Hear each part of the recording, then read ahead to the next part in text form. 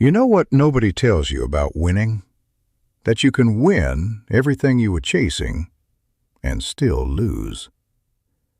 I am sitting in a house worth $1.4 million. I have accounts that my financial advisor describes with genuine enthusiasm as healthy. I have a car I barely drive and a watch I stopped wearing because the weight of it on my wrist started to feel like something I couldn't name. I have everything. And I'm going to spend the next 10 minutes telling you, as plainly as I know how, that the way I got here was wrong. Not wrong like illegal. Not wrong like immoral. Wrong like I followed a map that was drawn by people who wanted me to build their world, and I called it building mine.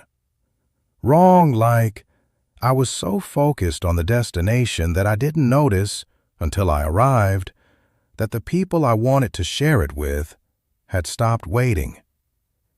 Wrong like I won the game I was playing, and somewhere around year 40, I realized I had been playing the wrong game. You have 10 minutes. I have 77 years. Let's make this fair. My name is Walter Eugene Briggs.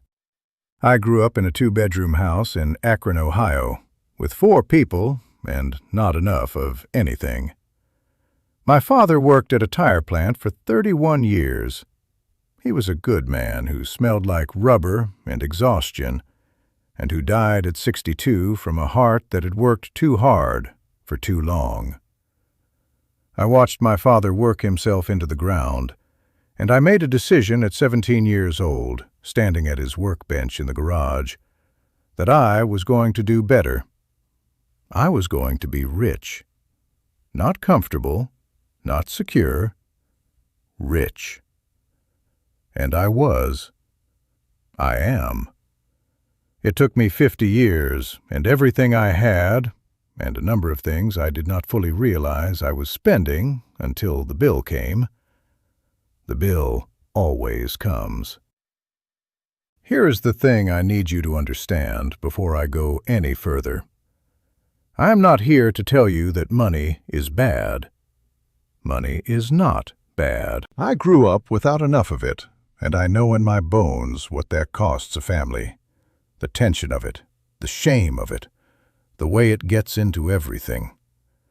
Financial security is real, and it matters, and anyone who tells you otherwise has always had enough. I am not telling you not to want it. I am telling you something more specific and more dangerous than that. I am telling you that the pursuit of it, the single-minded, identity-consuming, everything else is secondary pursuit of it, has a price that is not listed anywhere in the prospectus.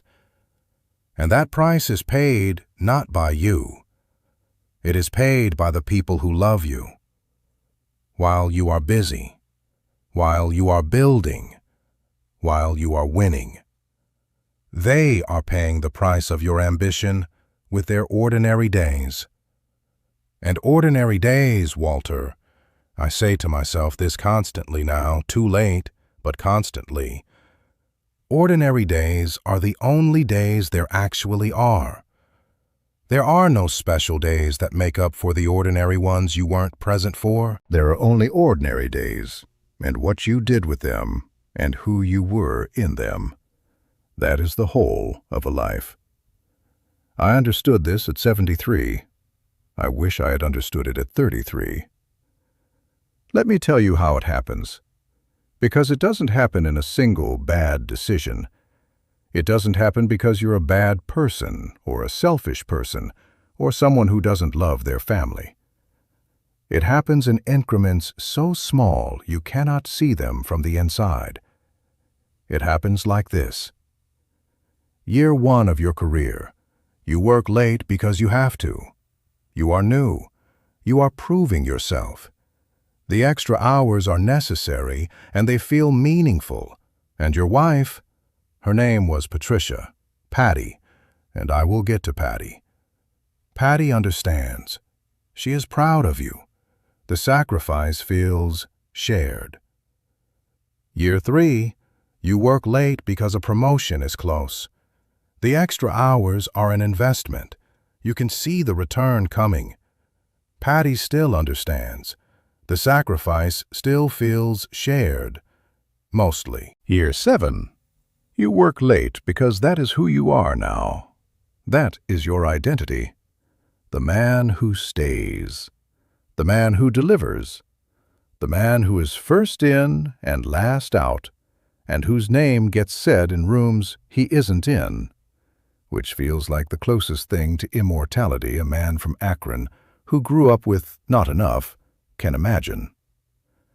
And somewhere between year 3 and year 7, in that space, in those ordinary evenings you were not home for, something shifted in your house that you did not witness and therefore do not know the exact moment of. Your children stopped saving the funny things that happened at school to tell you at dinner. Not because they stopped having funny things happen, because by year 7, you were not reliably at dinner, and children are practical creatures who learn quickly where their stories will actually be received. Your wife stopped reaching for you in the particular way that wives reach for husbands who are fully present. Not because she stopped wanting to, Because there is a specific loneliness in reaching for someone who is physically in the room, but mentally still at the office. And after enough times, self-preservation kicks in. You didn't see any of this. You were working. Year 15, you make your first real money. Serious money. The kind that changes the zip code. And you bring it home like a trophy, and everyone is pleased, and you take the family somewhere wonderful, and for about 2 weeks you are fully there, and it is good, and you think, see, this is what it was for. They understand now. They understood before. What they needed was not for you to bring home the proof. What they needed was you. At dinner, on the ordinary Tuesday, my son's name is Daniel. Daniel is 49 years old. He lives in Seattle with his family.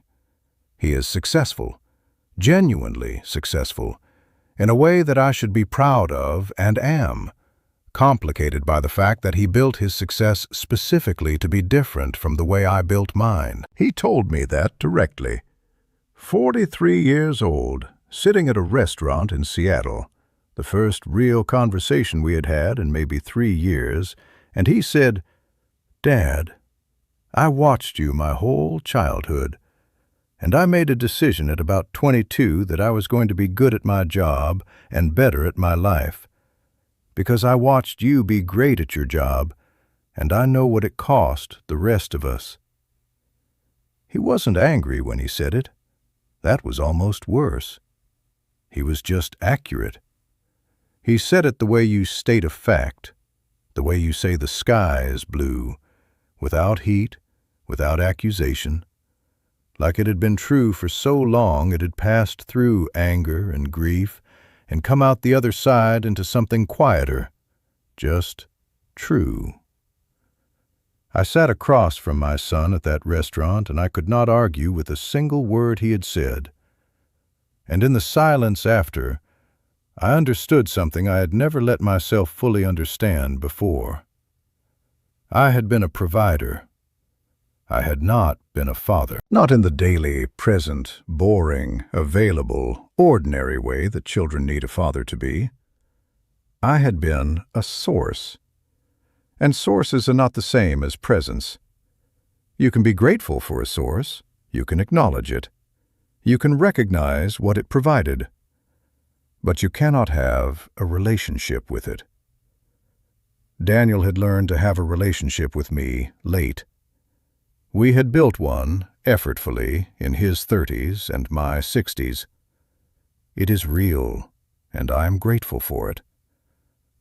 But I missed his childhood, not accidentally, deliberately.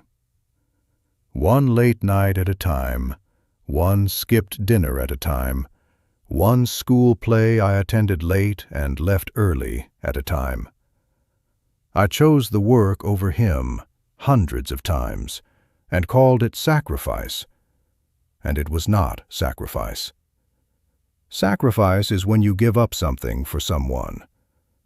I gave up someone for something. That is not sacrifice. That is a transaction.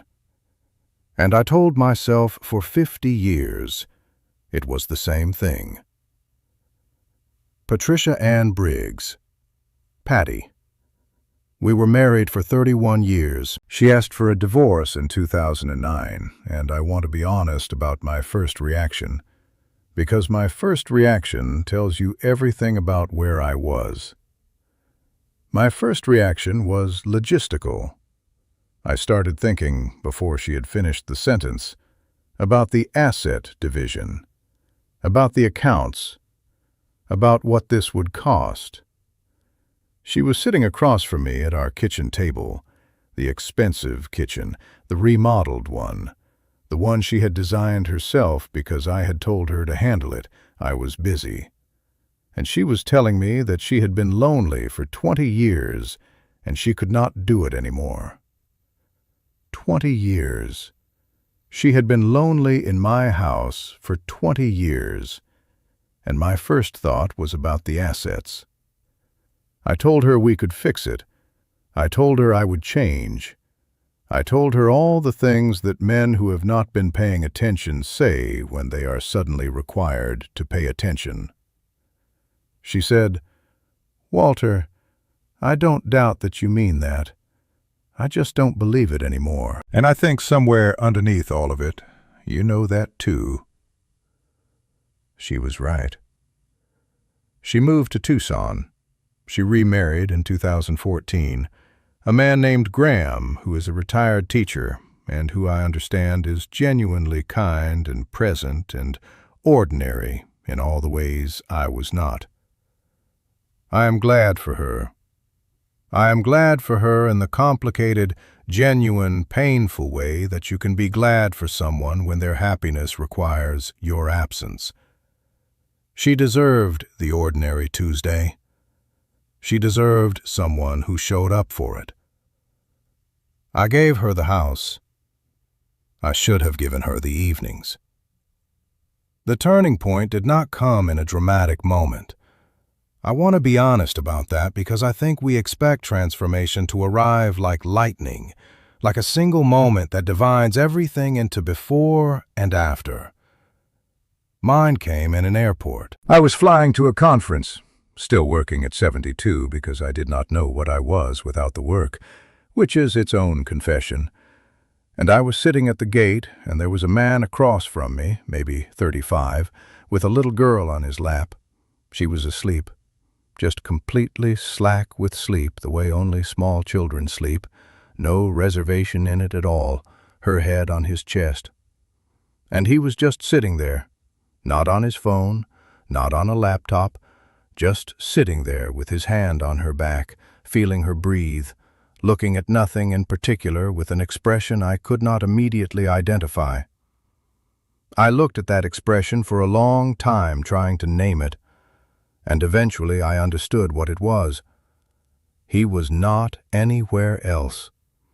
Not mentally at the meeting he was flying to, not replaying the conversation he'd had that morning, not calculating anything. He was just there, in that plastic airport chair with his daughter asleep on his chest. Present. Completely, wholly, unremarkably present. And I sat across from him, and I felt, for reasons I did not entirely understand in the moment, that I was watching the richest man I had ever seen. He did not look wealthy.